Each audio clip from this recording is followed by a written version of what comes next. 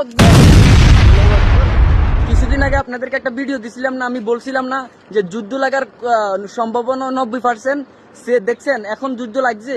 আচ্ছা যাই হোক, এখন বিষয় হচ্ছে এই যে এখন যে অবস্থাটা, এটার মূল কারণ হচ্ছে আমরা মুসলিমরা এতটা লুবি, হ্যাঁ বলার বাইরে।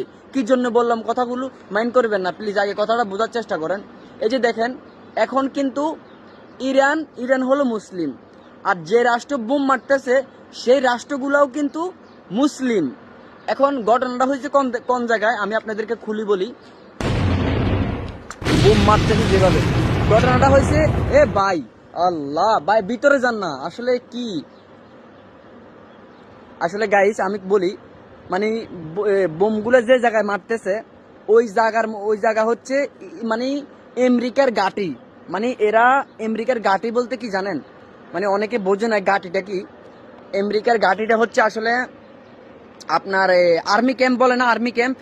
মানে আমেরিকা শক্তিশালী হওয়ার জন্য এই দেশে ক্যাম্প বানাইছে, মানে আরো শক্তিশালী হওয়ার জন্য। সেই ক্যাম্পগুলোতে কি বোম মারতেছে কে? ইরানে। ইরানে কাকে? ওই যে ইহুদির যে ক্যাম্পগুলো আছে, সেই ক্যাম্পগুলোতে। কিন্তু আমরা অনেক মুসলিমরা ভয় পাইতেছে, কিন্তু অনেক সমস্যা হইতেছে। কি কারণে? আমাদের লোভের কারণে। আমরা এদেরকে জায়গা দিছি, এদের কাছে এখন বললে সমস্যা আছে। আমি যে কান্ট্রির মধ্যে আছি, আপনারা যারা জানেন তারা তো জানেন, আর যারা জানেন না তারা তো জানে না, কারণ আমি কান্ট্রির নাম ধরলে সমস্যা আছে, ঠিক আছে? এই জন্য আপনাদেরকে শুধু জানানোর জন্য আমি এই ভিডিওটা করছি। আপনারা সবাই দোয়া করবেন যেন তাড়াতাড়ি এই যুদ্ধ বন্ধ হয়ে যায়। তবে এই যুদ্ধ বন্ধ হওয়ার সম্ভাবনা খুবই কম, খুবই কম। কারণ এটা দেখেন, যুদ্ধ কিন্তু দুই দিকে লাগছে। একদিকে হচ্ছে আপনার ইরান, আর হচ্ছে আমেরিকা।